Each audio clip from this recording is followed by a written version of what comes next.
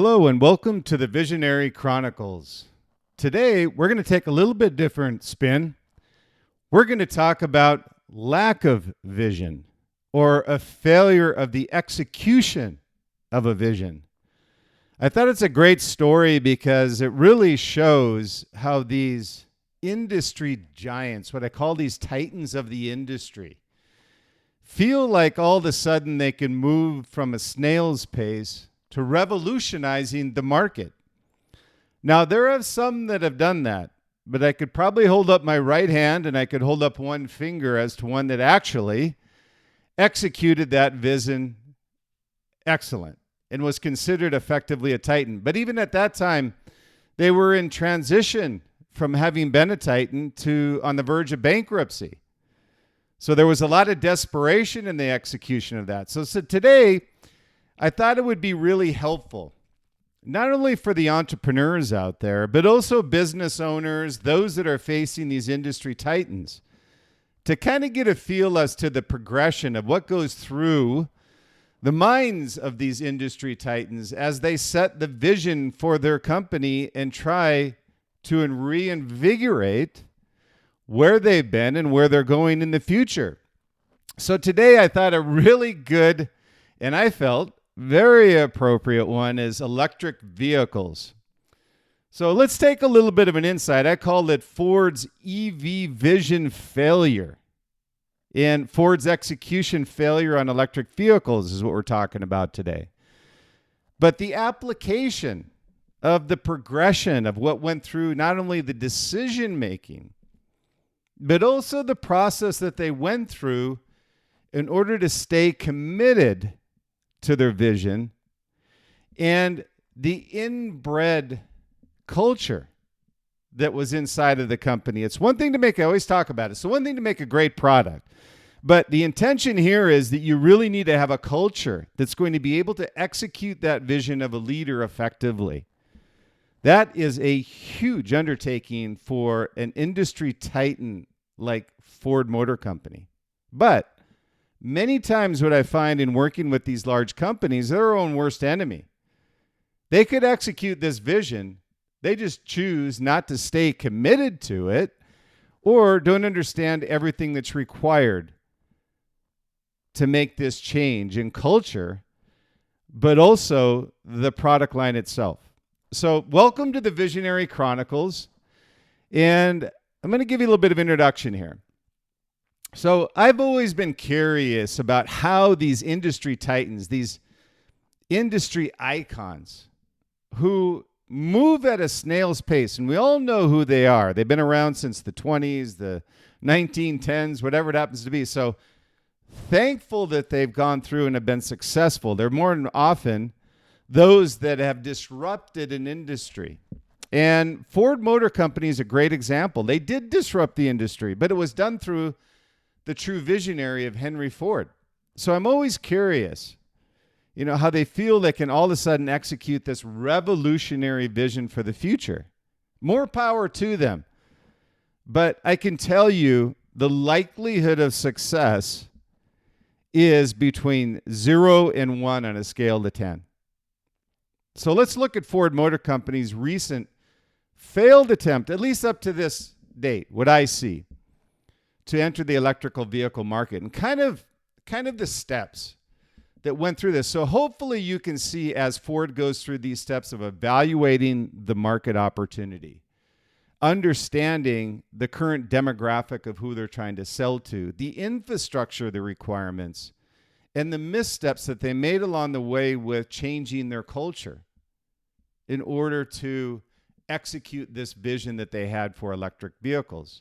So this really is a lesson of opportunity lost and an understanding of how these brands can best adapt and move ahead considering where the competition is. And I'll use a great example. This is the CEO, Jim Farley, had come out, I'm going to say a year and a half or so ago. And he was talking about the opportunity in electric vehicles. So number one, let's say there isn't an opportunity in electric vehicles, which there is. But understand, it's a disruption to the ICE market, internal combustion engines. And you have to understand that as to who your current customer is and lead them along a path to where they can also, along with Ford, adapt to moving from ICE to electric vehicles. But where that missing piece is, and Toyota figured it out, the CEO of Toyota took a little bit of hits for this about a year and a half or so ago as well. Jim Farley said, our target is Tesla. And Toyota CEO said, whoa, let's pump the brakes a little bit in electric vehicles. There's still an opportunity with hybrids. So there's stepped progression is what we'll talk about today. There's a stepped progression to attacking an opportunity like electric vehicles. There's a lot of, it's just not like creating a great electric vehicle. We all know that. The problem is you look at the reason for the adoption of electric vehicle is not that it's not a great design and a great product. It's I can't charge it anywhere. It's putting the cart before the horse. You need to have the infrastructure in place before you start creating vehicles. Chicken before the egg. What are you doing? So really this was a vision of what Ford had. But I think it's a great lesson with any company or brand that sees an opportunity and the difference between understanding who you are and also who you want to be and how to get there. And it's also innovation versus disruption. It's progression versus disruption. So let's take a look. I just thought it's interesting. Let's just take a look at how Ford stepped into the electrical vehicle market. And it's an interesting path that they took. But let's just take a step back for a second and look at Ford. You know, Ford is one of those renowned, iconic automotive brands. And what I love about it, and the reason that I picked this subject today as well, is that it was founded by a true visionary. We're the Visionary Chronicles. We talk about visionary brands. We talk about visionaries themselves. But we can also talk about visions being set and not executed properly, which is the case here. So this was founded in 1903 by the true visionary, Henry Ford. So Ford, as we know, is known for these iconic models, these significant contributions that they've made over the years to the automotive industry. So this progression, it's not that people, investors, whoever it was, didn't think it was a great idea to go to electric vehicles. I think everybody was scratching their head as to, wait a minute, you can build a great product, but what about the infrastructure? It's the same issue GM faced as well. So the venture into electric vehicles was this natural progression for Ford. There wasn't any issue with the progression of where the opportunity lied. But, and there's a big but here, despite all of the potentials, it was a bit of an arrogant move to say that our target is Elon Musk and Tesla. Well, Tesla had the infrastructure before they had the vehicles. Tesla had the demographic before they built the vehicles. They had the marketing strategy in place before they built the vehicle.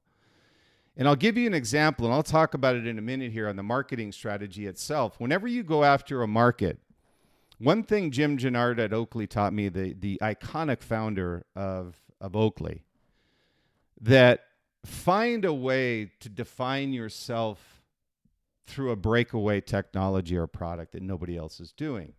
It may not be practical for commercialization in the retail marketplace, but it's a talking point. It moves you years, if not decades, ahead of your competition on innovation or disruption. So again, look at a product that you have or want to have in the marketplace, and how can you leapfrog ahead of the competition? Well, you build a breakaway design and product. Now, Tesla's was the Roadster. How many Roadsters do you see on the road anymore? What Elon was doing is he was building this talking point. It's a beautiful car, but it never made the road. So what he was doing is he was building a marketing strategy around these beautiful vehicles that are electric. And the feeling was people didn't really know a lot about electrics. They looked at the Prius, which is a hybrid, and it didn't look that nice. So people go, well, I don't want to drive. I'm one of those. I don't want to drive a Prius. So when you look at it, Elon was really building a marketing strategy around the product itself. But in behind the scenes, he knew that you need to have people start talking about electric vehicles are cool. Electric vehicles look really nice. Hey, that's something I could drive. That's really cool. And he started out with a Roadster. But in the back, he was also working on the infrastructure, knowing that the only way you could effectively scale and commercialize this category was to have infrastructure. So he was building that in the background, and Ford, GM, these legacy ICE brands weren't doing it. So when you look at this, with all the resources Ford had, you would think it would be natural for them to succeed in electric vehicles, but they had significant errors and challenges in trying to execute this vision for EVs. So this journey is really just marked again and again by missed opportunities, strategic misalignments, evolving market that just outpaced Ford where they were trying to figure it out. So I love this quote by the true visionary Henry Ford, which you probably have heard of, but I love it. It's think you can or think you can't. Either way, you're right. And so when you look at this, the first point I'll make is, and I'll go through several of them here for you. And what I want you to think about as I go through these is, what do you do when you see an opportunity in the marketplace and you feel that it's too either far-fetched or something that doesn't align with your current culture, something that doesn't align with your current product line? It's beyond an extension. It's beyond a progressive improvement. It's truly a disruption. And this could be a partnership with another brand. This could be something that you consider what I call a breakaway. If you haven't seen or heard my breakaway podcast, please take a look at that one as well as we go through this. You'll get an understanding, a more deeper understanding what we say with breakaway technologies. But the first point, and again, I'll do several of these, but the first one is initiatives and lack of commitment. And what I mean by that was, and let's just use Ford as an example. So Ford had an interest in vehicles, electric vehicles, for those of you who don't know, decades ago. It wasn't Farley, although Farley's made a ton of missteps here, and we'll go through that. But it dates back several decades. So it's just something that's been entrenched in the culture. And what you'll find with a brand, the reason I ask those questions and the brands we work with, Liquid Mind, if this is insight into the culture that failure of vision execution, it's a lot of crying wolf. Like, oh, here we go again. And my feeling is, to Farley's credit, the CEO of Ford, this may have been inherent with Ford when he took it over. And when he set the vision for wanting to do electrical vehicles, I'm sure everybody said, oh, here we go again, crying wolf. So the commitment wasn't there. So their interest in vehicles was decades before what we've seen here in the last decade.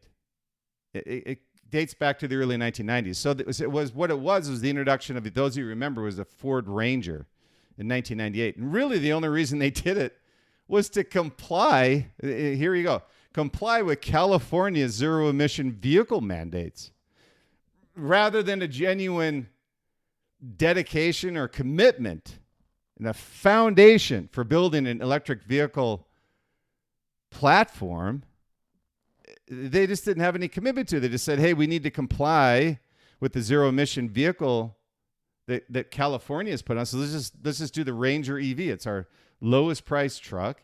It's one that we already have a platform for, and we don't really have to put a lot of infrastructure cost against it.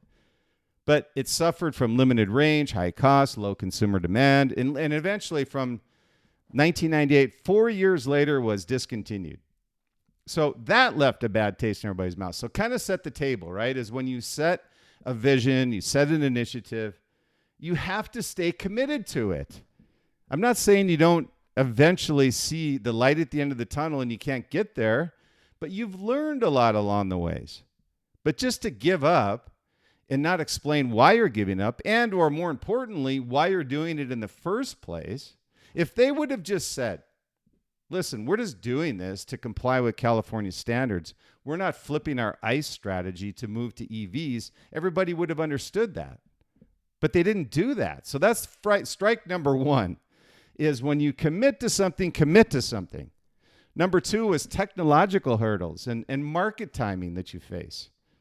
So in Ford's case, one of these, let's say these significant factors was in their failure with the electrical vehicle domain and struggles that they had was market timing and technological advancements that they were already behind on.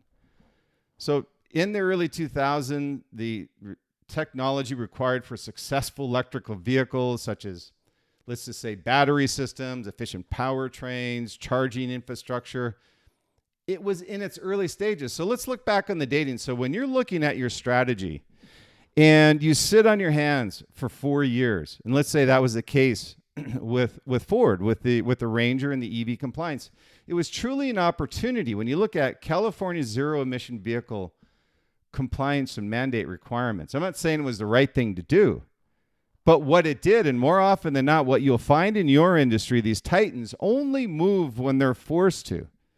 When somebody pricks them from the back end and kicks them in the ass and says, hey, you need to do this. It's not something we want to do. We don't have foresight. We don't have vision. It's just something that they're forced to do. So they had a competitive advantage if they wanted to move into that by having a 4-year lead until anybody, including Tesla, didn't get there until the early 2000s. So that was the first misstep, was technological hurdles and market timing. So they just let it go. So what also happens is others learn from their failures. So Ford's reluctance to invest heavily in tech and research hindered its future ability to execute their vision for electric vehicles. While, and here's the other thing you have to keep in mind as you start executing your vision for where you want to take your brand and staying committed to disrupting the industry or finding another path to revenue growth through a new channel, new product, whatever it happens to be, is guess who benefited from the investments that Ford was making? Tesla. They were relentlessly pursuing EV innovation. You know, we've all seen Elon, say what you might, but he's the richest man in the world for a reason. He's a smart dude. So Tesla's, and again, I go back to the introduction of the Roadster and the Model S in 2012. Really what it did, it just showed, and it was a beautiful introduction of these cars. Those, if you haven't seen it, look at the video of the 2008 Roadster and the Model S in 2012. It's a little bit of Steve Jobs. You know, I'm a big fan of Steve, and Elon is too. He knows how to present product for consumer appeal, and Ford could not match it. And if we go back to the consumer product strategy of good, better, best, yes, Ford's a brand, but it's a better. It's not best. Tesla's best. The equivalent of is when you look at it, Adidas and Nike, Reebok is in the good, better level. Adidas and Nike and these brands are up on the best level because they market their brand. They have an aspirational positioning that other brands can't match. And then the next point is lack of visionary leadership and ongoing strategic missteps.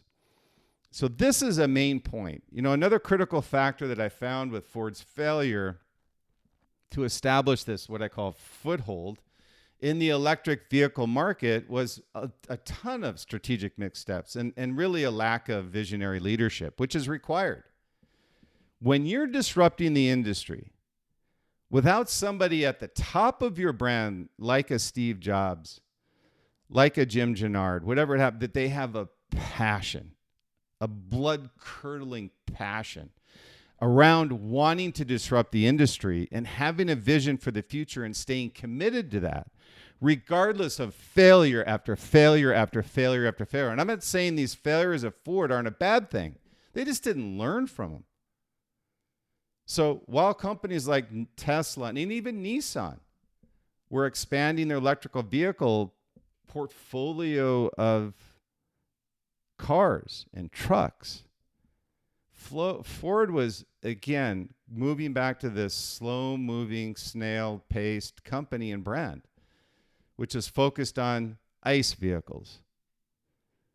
And this focus on ICE vehicles and trying to move to the vision of EVs was due to the misalignment in priorities or their lack of foresight regarding global shift in sustainable transportation, aka electric vehicles. The company's leadership failed to recognize the urgency of investing in EVs and aligning their strategy with growing consumer demand for EVs and sustainable transportation. So again, don't have any misalignment and lack of visionary leadership. Don't waffle. If you've got a vision, stick to your vision. People can see strategic misalignments, and that's what happened in the case here with Ford.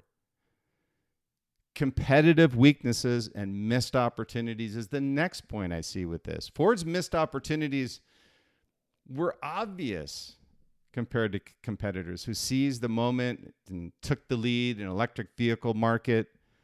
You know, General Motors made significant strides along the way with the Volt and the Bolt. Those weren't perfect, but at least they were commercialized and Chevy stood behind them. And others like BMW, Hyundai, Volkswagen ramped up their EV offerings. And when I say ramped up, if you look at the commercialization time frame of when these EVs hit the market, Tesla was obviously first.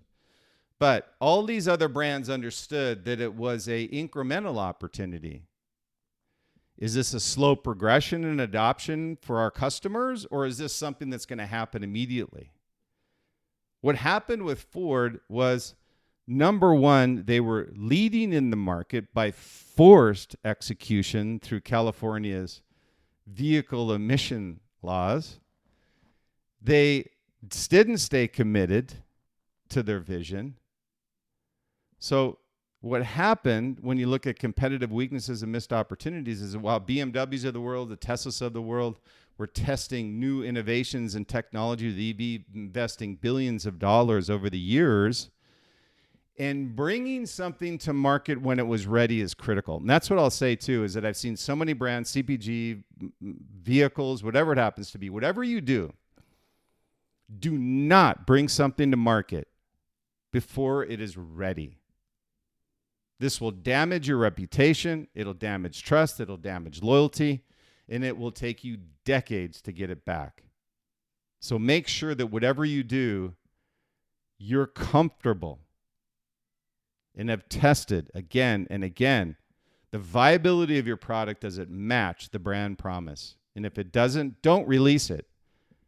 And I'll talk about that in a future episode with Under Armour where they did that. And it took them decades to get loyalty back and trust in an authentic brand. So this whole missed opportunity and competitive weaknesses was delayed by this Ford delayed response to EV. And while they were delaying, others were moving. And now the next is cultural and organization challenges. And I say challenges. What happens with your culture is, number one, you have an ingrained culture through a vision set by your visionary and your brand, and he stays committed to it with a passion beyond belief. So that's the first thing. So when you look at this, culture and organization changes played a significant role with Ford, hindering its ability to execute the vision. But I will tell you, it wasn't the employees or the culture of Ford that was the failure. It was the failure of the company itself, not to stick to the vision and not to execute the vision with a passion and stand behind your commitment. And if there is a adaptation or a change you need to make along the way, communicate it with people, not just the executives of the company. The people that are going to make your brand successful is your community and your employees. Your investors give you the money, but you're held accountable by those you sell product to. So the company's long-standing tradition, okay, and I say tradition, of focusing on ICE vehicles, it's kind of this old school mentality of resistance to change. I'm going to lose my job. Electric vehicles are going to move to another country. And so there was this inherent resistance that wasn't communicated as to what the strategy was around this whole organization cultural change. That ICE could live with ICE vehicles and we can be successful. But guess what?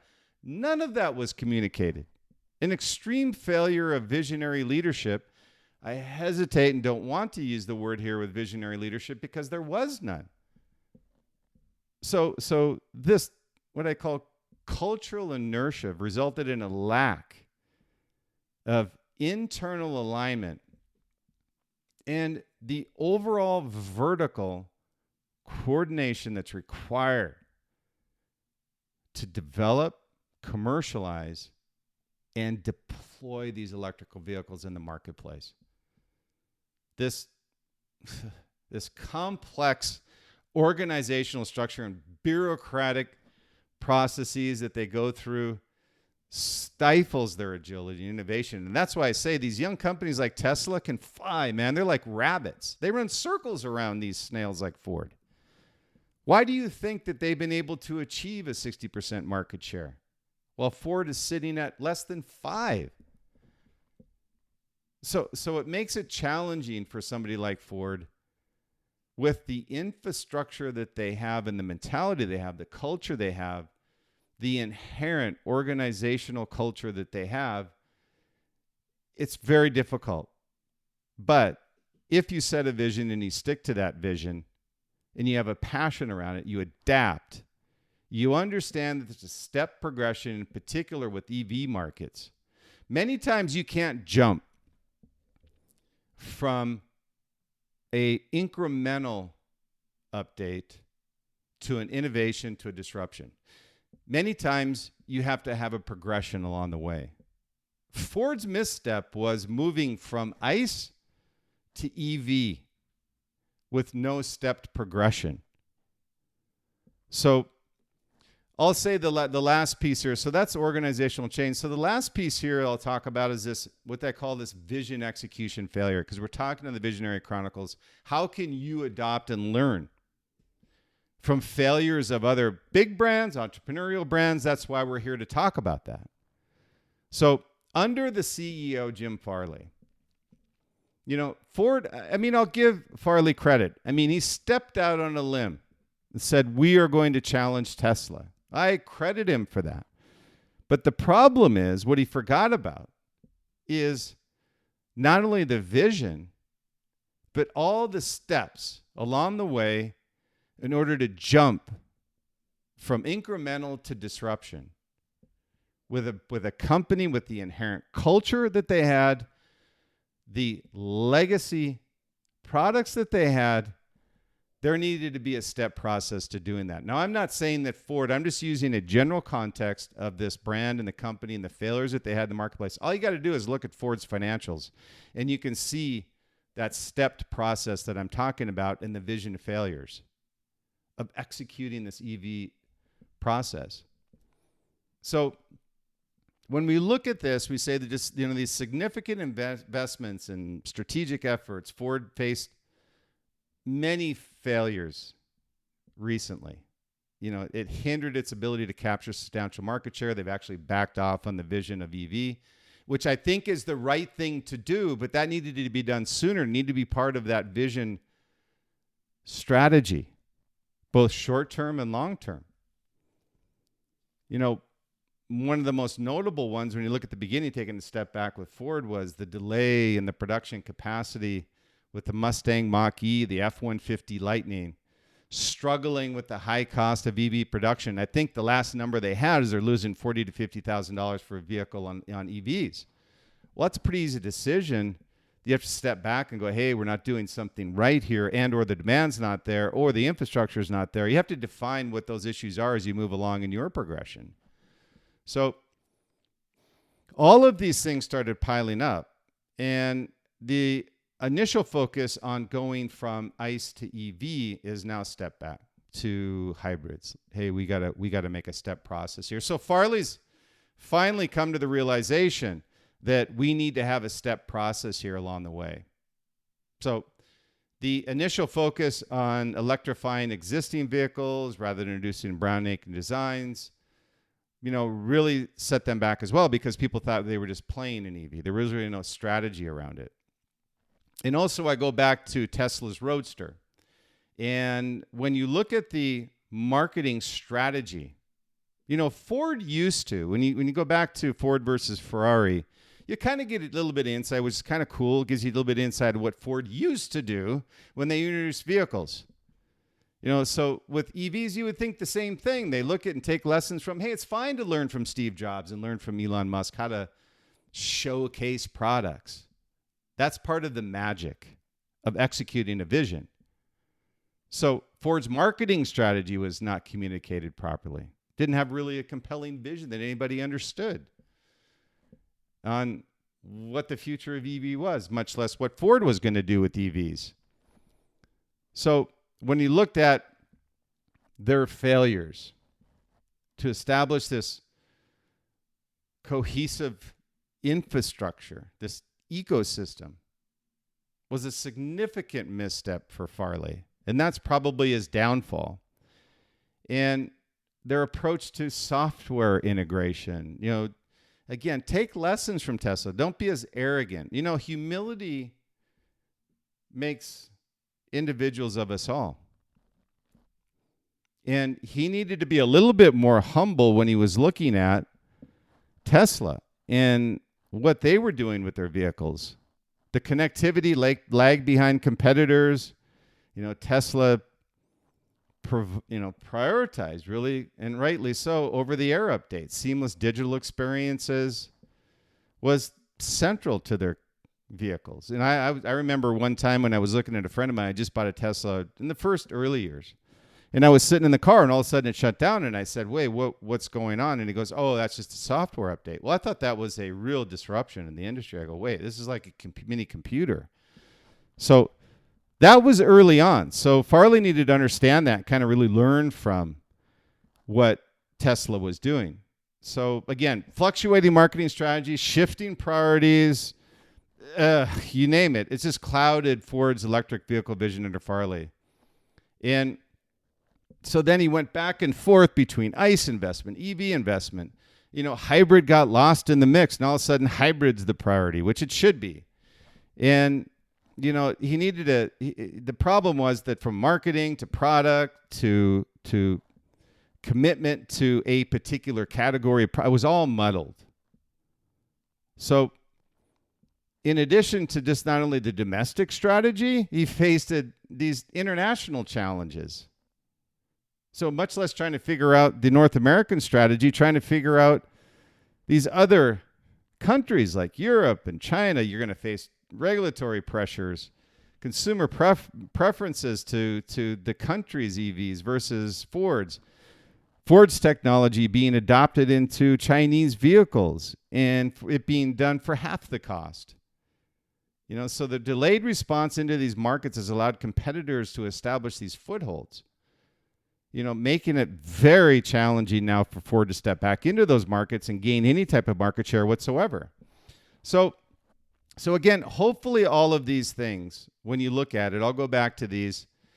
And when you look at from the early vision of your strategy, this visionary strategy you have for going after a new market, through initiatives and lack of commitment, technological hurdles, market timing, lack of visionary leadership, strategic missteps, competitive weaknesses and missed opportunities, cultural and organizational changes, and finally, vision execution failure.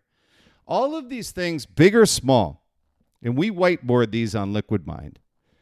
And when we work with our big brands on execution strategies like this. So hopefully you can utilize these as well and learn lessons from big companies like Ford and what to do and what not to do. And failure is a better learning experience than success many times. And that's why I like to talk about it. So Ford's journey in electric vehicle marks complex, kind of let's just say this narrative, missed opportunities, strategic misalignments, evolving market dynamics, whatever it is. And while the company's made strides, recently, they've had a lot of missteps recently as well.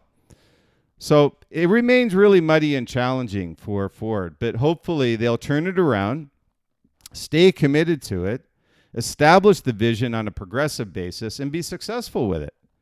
But Ford's experience offers a really valuable lesson for companies, big, small, whatever it happens to be, is on visionary leadership, technological advancement, market adaptability, and rapid changing landscapes that you face every day in your business. Stay committed to your vision. Adapt to your vision. In Ford's case, adapting means moving back to the progression of ICE to hybrid to EV. So as Ford continues to navigate this, what we call transformation era of ICE to EV, they need to adapt and be fluid, but they're like a tanker versus a speedboat like Tesla. And I'm sure many of you face that.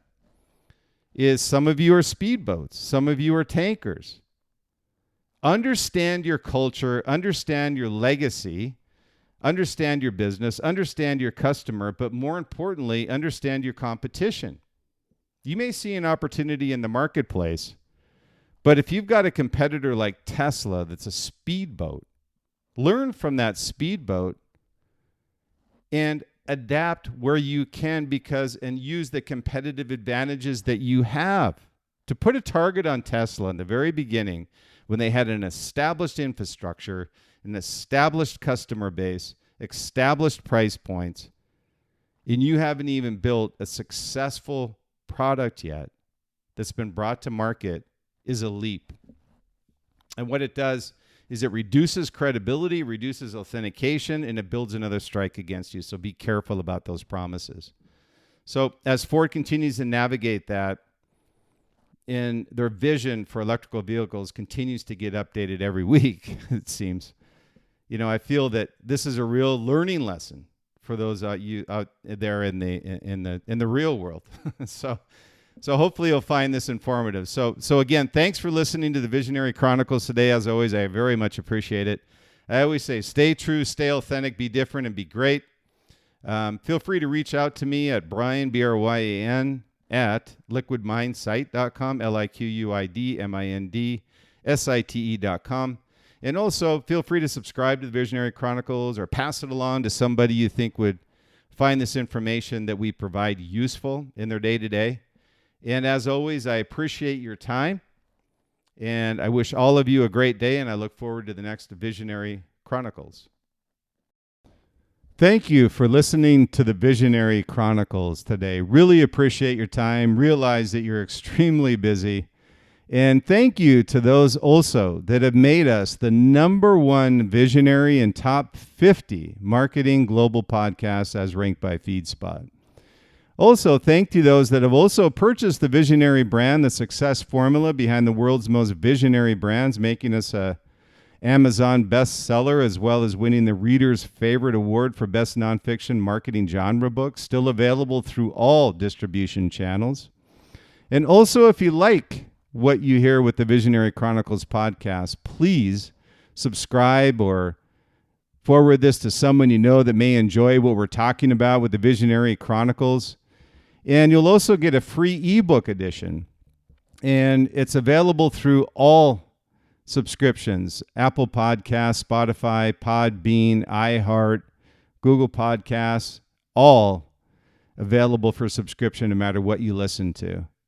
And also, with the release of the Visionary brand, we're also just finished our master course located at thevisionaryfiles.com.